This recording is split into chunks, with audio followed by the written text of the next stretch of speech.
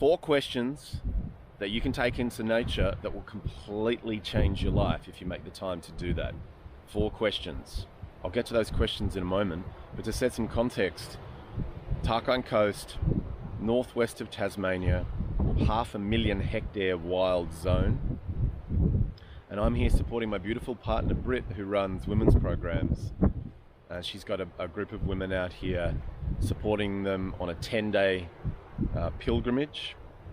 And I'm here because I've spent 22 years in this exact spot, guiding year in, year out.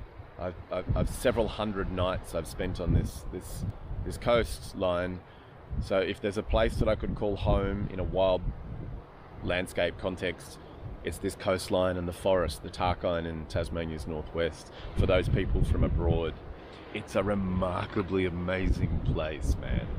And basically I'm here and playing a support role. I've got some radios to be able to communicate with Britt.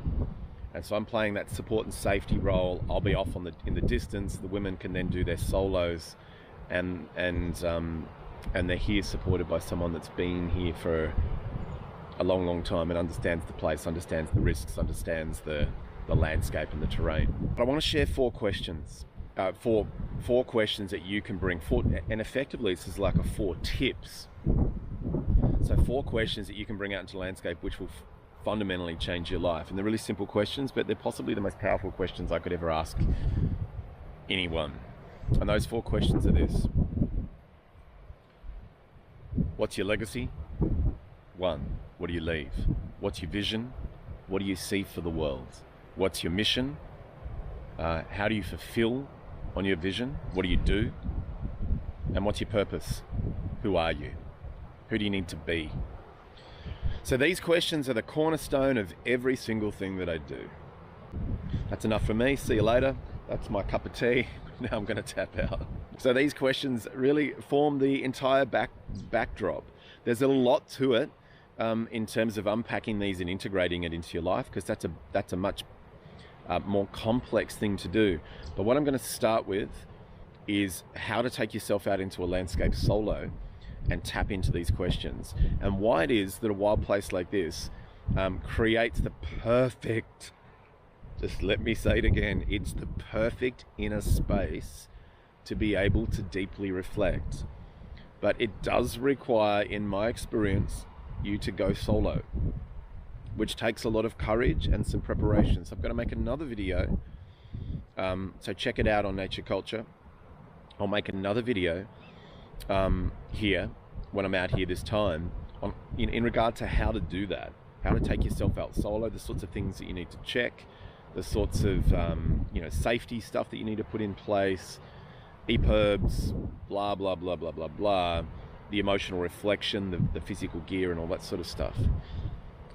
So it does take a bit, but when you make that step, it's the best thing imaginable that I can ever think of in terms of a step that you can take for yourself to really love yourself. To take yourself solo in a wild place is an act of profound self-love, because you're taking yourself back into what life does when you don't mess with it. You're taking yourself back into pure creation. It's life's church. A wild place is life's church. So let me talk about what I see as being the most powerful single thing that a wild place can do for us, and why that serves as an ally for being able to answer these questions. A wild place, by definition, is a spacious landscape devoid of modern intervention. I know that in the States they refer to a wild landscape as being untrammeled. And I think that's a great word. And so I think it's really important to make a distinction between, I don't like the term wilderness. I think it's a dumb term. It implies no human inhabitation.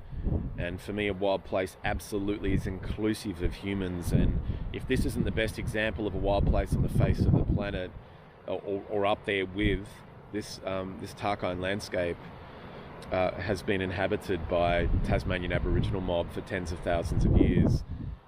10,000 years in isolation due to the last ice age, the longest isolated humans the world has ever known. Wild place for me includes human habitation in an indigenous form. So a wild place is a place that that facilitates a place of internal spaciousness, and it facilitates a place of internal spaciousness. It's really simple as to why it does that, because it's vastly spacious and there's no distractions. So you remove your nervous system from from modernity, and in the modern world, your nervous system is inseparable from the internet, for example, from your phone. You can't separate it out. Whereas out here, you're completely pulled away. You separated your nervous system from an overly stimulated, complex series of inputs. And so you're just with you and you're with place, and that triggers your body coming online, your senses come online because there's risk, and you have to be on your best game, and all of these hormones get, I don't know the science of all the hormones, and I don't need to, I just know that it happens. All these hormones come online, adrenaline, dopamine, I guess, all of this stuff, endorphins come online, and it makes you feel fantastic. So I feel fantastic. It's like a drug being out here, especially alone. So I've got 5 days solo coming up, and I'm super looking forward to that. Love time with people out here, but love my solo time. And that forges a sense of internal spaciousness in the body. It's a perfect space to be able to have deep reflection on everything that's important in life. So that sense of inner spaciousness creates a perfect palette to paint your life from. It's like an artist's palette to be able to answer these questions. What's my legacy? What is it that at the point that you die that you want to leave behind? Now, jam it out like a child with no censorship. Bring a journal, pen and paper, and jam that out where there's absolutely no censorship. What do you want to leave behind? Take the lid off. Allow all of your creative energy to emerge with zero censorship. You'll be able to filter it down to a practical reality at another step, but don't cap your creative energy. It's a terrible idea. Your creative energy is life emerging through you, because you are life. And that's one of the gifts of a wild place. You are life. Your cells will return to stardust. You will die, and life is short. So allow that creative force, that pulse of creativity is life, is the universe emerging through you, because you are the universe.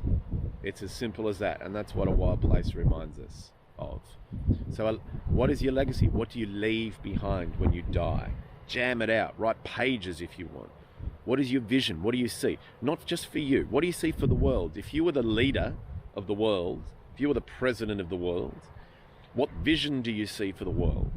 That's really an important question. It's a massive question, and one that we make business plans for companies, and companies across the world, there's hundreds of billions of dollars are spent planning. So why aren't we business planning our own lives? It's ridiculous. Like, why is it important for a business to have a plan, but not you to have a business plan for your life? Like a life plan, a life map is what I call it. So what's your vision? What do you see? Everything. Jam it out. I see communities of people, for me, like I see communities of people living in, like on thousands of hectares of wild land where we're restoring the land, and we're building tiny home villages. And in that process of building tiny home villages, we're building permacultural relationships with the land and wild schools for the kids. We're getting kids out of the current school system, because I think the current school system is shit. And we're building a new education based upon life purpose, creative energy, far more Steiner oriented than the way that the world currently. That's my life vision, but that's me. What's yours? You're unique. Don't be like me, be like you. I want you to be like you, and anyone that wants you to be like them is weird. What is your mission? In order to fulfill that vision, what do you need to do? What are all the actions that you need to take? What does your day-to-day life look like to fulfill legacy, to fulfill vision? You know, what do you need to do? What are the action steps? And in order to do those things, to fulfill your vision for what you see and to leave the legacy that you wish to leave? Who do you need to be? And this is the real trick. What's your purpose? So for me, my purpose is to be. It's a being statement. And I think this is the best way to look at it.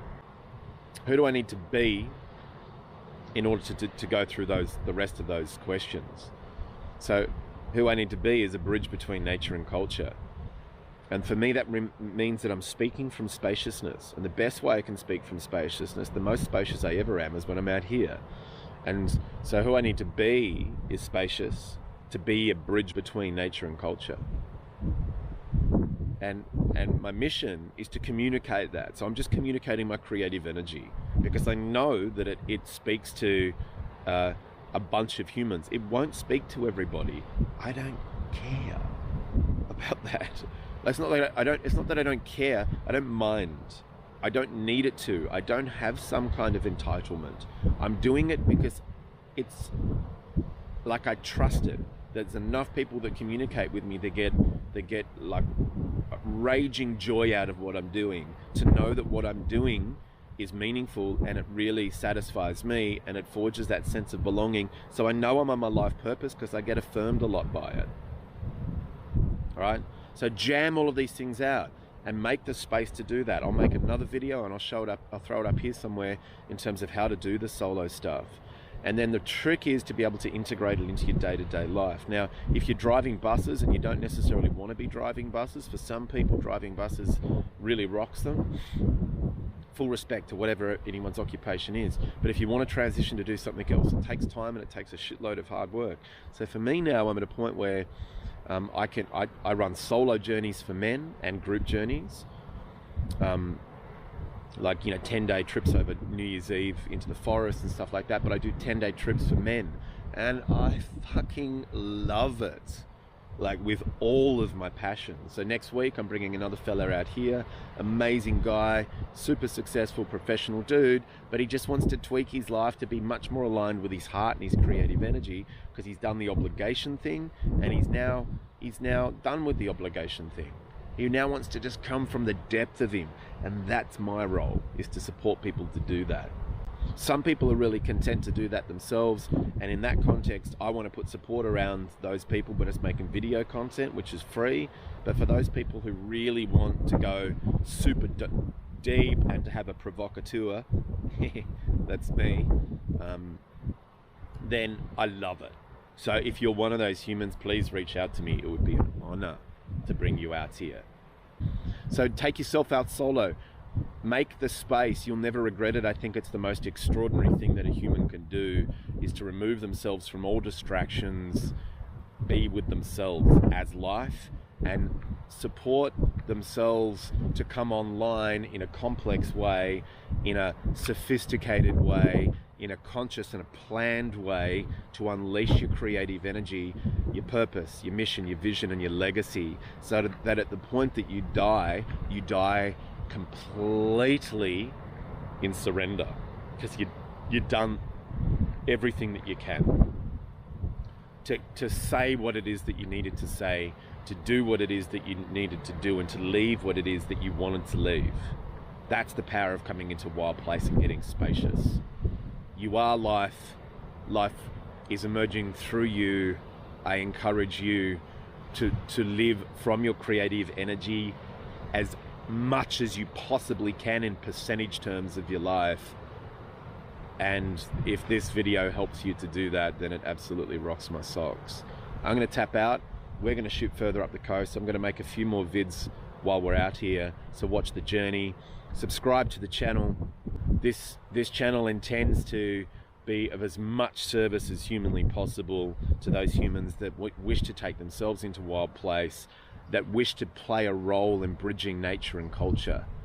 And specifically, I think that's speaking to those humans who share that same vision. I don't have a monopoly on that vision. That's coming through millions of us.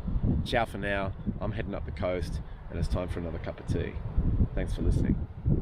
Yo.